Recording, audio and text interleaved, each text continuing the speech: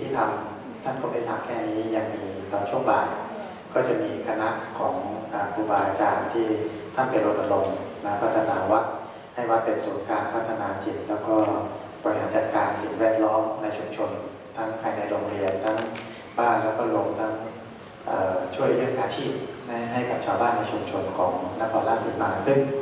เดี๋ยวท่านจะมาในช่วงบ่ายแล้วก็เราจะมีกลุ่มย่อยในการเสวนากันเพราะนั้นช่วงนี้ก็คงจะขอพูดไว้ในแค่นี้ก่อนนะอาตมาก็รอเวลาในการประชุมนี้มาเป็นปีนะเป็นปีแล้วก็จริงๆจะต้องกลับเยอรมันแล้วตอนนี้ก็เลื่อนมาก็จะต้องเดินทางภายในวันอังคารนี้แล้วก็อยากจะฝากไว้นิดนึงว่าจริงประสบการณ์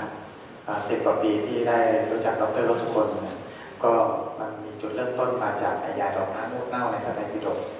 นะแล้วก็ตอนนั้นก็รู้เกี่ยวกับเรื่องว่าในสายภาคในสายภาคอีสานจะมีการเอาเขี้ยวโคดำมาต้มแล้วก็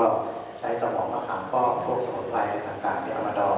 แล้วก็ดองเป็นระยะเวลาเป็น6 เดือนเป็นปีขึ้นไปแล้วก็ตรงนั้นมาใช้ในการดื่มเพื่อที่จะปรับธาตุพอไปศึกษาในประเทศอินเดียก็มีเรื่องของอายุรเวทไปที่เยอรมันไปทางยุโรปก็มีเรื่องของยาดองรากไม้นะเขาก็จะใช้วิธีการในการทำเอนไซม์ซึ่งเขาทำกันเป็นอุตสาหกรรมในครัวเรือนนะเป็นแบบโฮมเมดนะพอกลับมาดูในบ้านเมืองไทยเราทำไมเราถึงไม่สนับสนุนนะเราถึงไม่พยายามที่จะรณรงค์เรื่องของภูมิปัญญาในพระไตรปิฎกซึ่งมันไม่ใช่มีแค่พระไตรปิฎกนะในยุโรปก็จะมีเรื่องของ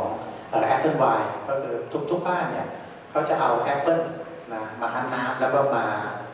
หมักเพื่อที่จะได้เป็นแอปเปิลไวน์หรือแอปเปิลไซเดอร์ที่เราบูมกันพักใหญ่ใช่ไหมอเมริกาบอกเป็นสูตรยาง forever กินแล้วสารพัดโรคทุกอย่างพอยอผ่านแต่น้ำหมักแปะนะคราวนี้พอในเรื่องของทางเกาหลีก็มีเรื่องกิมจิในญี่ปุ่นก็มีเรื่องของสาเกนะในทุกที่มันมีเอนไซม์แทรกอยู่เป็นเรื่องของสารอาหารที่ต้นแบบยาเพราะนั้นก็อยากจะฝากไว้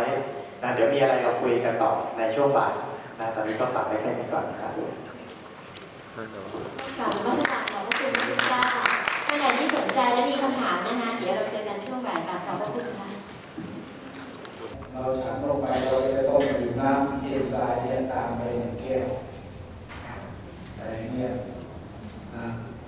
เมื่อวานเราก่อนเนี่ยจะมาปลูกไผ่200 ต้นก็ตากแดดทั้งวันเพราะว่ามาวันนี้ก็ข้ามเที่ยงมาเลยเพราะว่าเมื่อวานนี้ตากแดดทั้งวันแต่ก็สนุกกับดื่มพอเวลาทำงานเสร็จแล้วมาดื่มน้ำเอนไซม์เพราะนี่จะทำให้เรื่องเจ็บไข้ได้ป่วยเนี่ยอันนี้คือแน่นอนวันนั้นจะมาไปดูโรงพยาบาลทุกคนก็เกิดตกใจนิดๆว่าโรงพยาบาลจะจากเราไปเลยหรือว่าเพราะอาการคือเนี่ยแต่มาเลยคุยธรรมะกับท่านคุยแล้วก็เลยคุยว่าแยกรูปแยกนามให้ได้นะถ้าแยกได้เนี่ยอายุจะยืน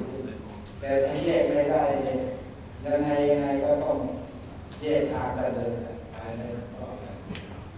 แต่ว่าในเรื่องภาษาพระที่สอนเรื่องวิปัสสนากรรมฐานที่ว่าแยกรูปแยกนาม